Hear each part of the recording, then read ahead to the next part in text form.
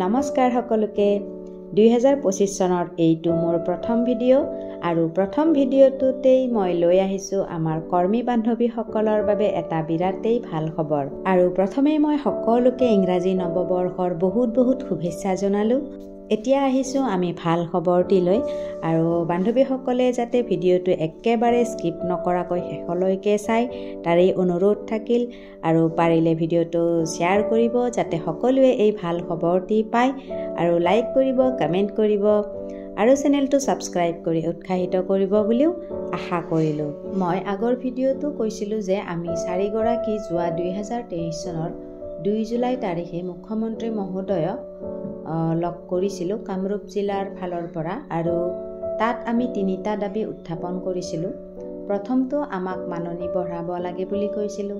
দ্বিতীয়টো আমাৰ যিসকল কৰ্মী বান্ধৱীৰ 10 বছৰ কাম কৰা অভিজ্ঞতা হৈছে, লগতে যিখিনি হায়াৰ ছেকেণ্ডাৰী পাছ, BA পাছ, MA পাছ সেইসকল কৰ্মী বান্ধৱীৰ পদোন্নতি দিব লাগে আৰু তৃতীয়টো আছিল আমাক এটা কাম কৰিবলৈ ভাল মোবাইল লাগে, যিহেতু আমাৰ মোবাইলসমূহ একেবাৰে বেয়া হৈ গৈছে আৰু যিখিনি কৰ্মী বান্ধৱীৰ মোবাইল আছে যদিও সেইসমূহ একেবাৰে হেং হৈ গৈছে, কাম কৰিব নোৱাৰি আৰু বিভিন্ন অসুবিধা আৰু মোবাইলসমূহ যিহেতু ইমান উন্নত মানৰো নাছিল আৰু এতিয়া আমি পোষণ ট্ৰেকাৰৰ কাম কৰিবলৈ হ'লে আমাক এটা ভাল এণ্ড্ৰইড মোবাইলৰ প্ৰয়োজন।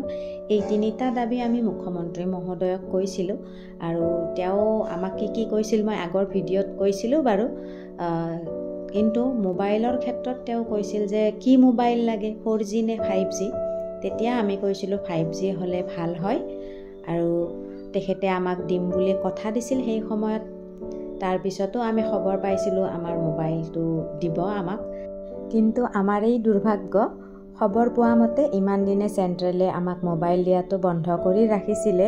যিয়ে নহওক এই 2025 চনৰে জানুৱাৰী মাহতেই আমি যোৱা 8 তাৰিখে আমাৰ অসম অংগনবাড়ী কৰ্মী সহায়িকা সুৰক্ষা সমিতিৰ তৰফৰ পৰা আমি 3 গৰাকী, এয়া মই লাইলা চৌধুৰী আৰু মোৰ লগত আছে আমাৰ সম্পাদিকা সুমিত্ৰা হালৈ আৰু একেবাৰে সক্ৰিয় কৰ্মী বান্ধৱী অঞ্জু নাথ, আমি মহিলা আৰু শিশু বিকাশ সঞ্চালকালয়লৈ গৈছিলোঁ আৰু তাত গৈ গম পাওঁ যে চেণ্ট্ৰেলে আমাৰ কাৰণে মোবাইল দিবৰ বাবে অৰ্ডাৰ কপি পঠিয়াইছে।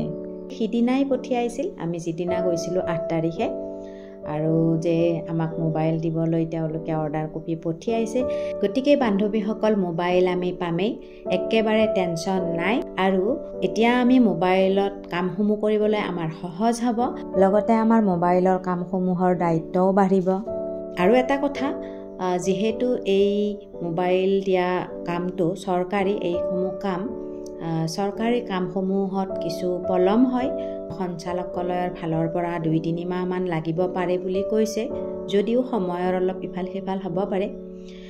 তথাপিও নৱবৰ্ষৰ প্ৰথম মাহতেই এই ভাল খবৰটো পাই সঁচাকৈয়ে বহুতেই ভাল লাগিল আৰু মুখ্যমন্ত্ৰী মহোদয়লৈ আৰু এটা অনুৰোধ থাকিল, এইবাৰ যাতে আমাক ভাল এণ্ড্ৰইড ছিষ্টেম মোবাইল, উন্নত মানৰ বৰ্তমান সময়ত ব্যৱহাৰ কৰিব পৰাকৈ যাতে দিয়ে, অতি সোনকালে যাতে বেয়া নহয়। লগতে আমাৰ অসমৰ যিমানখিনি অংগনবাড়ী কৰ্মী বান্ধৱী আছে সকলোৱেই যাতে মোবাইল পায় আৰু কোনো কৰ্মী বান্ধৱী যাতে মোবাইলৰ পৰা বঞ্চিত নহয়, এই কথাটোলৈ মুখ্যমন্ত্ৰী মহোদয়ে যাতে লক্ষ্য ৰাখে তাৰেই অনুৰোধ থাকিল।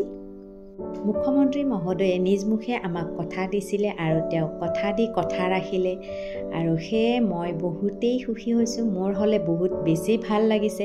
বাকী বান্ধৱীসকলৰ কেনে লাগিছে কমেণ্ট এটা কৰি জনাব। অসম অংগনবাড়ী কৰ্মী সহায়িকা সুৰক্ষা সমিতিৰ তৰফৰ পৰা মুখ্যমন্ত্ৰী মহোদয়ক আৰু এটা অনুৰোধ জনালোঁ, আমাৰ কৰ্মী সহায়িকাসকলৰ মাননি হৈছে মেইন, সেয়ে আপুনি আমাৰ মুখৰ ফালে চাই আমাৰ সকলোৰে দুখ বুজি আপুনি আমাৰ অতিৰিক্ত মাননি অতি সোনকালে বঢ়াই দিলে আমি নথৈ সুখী হ'ম।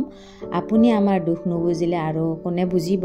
সেয়ে মুখ্যমন্ত্ৰী মহোদয়, আপোনাক কৰজোৰে অনুৰোধ জনাইছোঁ আমি সকলোৱে, আৰু এই নতুন বছৰতে যাতে আপুনি আমাৰ বৰ্তমান মূল্য বৃদ্ধিৰ তুলনাত বিবেচনা কৰি অতিৰিক্ত মাননি বঢ়াই আৰু এটা ভাল খবৰ দিব বুলি আমি সকলোৱে অতি আগ্ৰহেৰে বাট চাই আছোঁ আৰু বান্ধৱীসকলেও ভিডিঅ'টি যিমান পাৰে শ্বেয়াৰ কৰিব যাতে মুখ্যমন্ত্ৰী মহোদয়ৰো এই ভিডিঅ'টি চকুত পৰে। শেষত সকলো ভালে কুশলে থকাৰ কামনাৰে আজিলৈ ধন্যবাদ।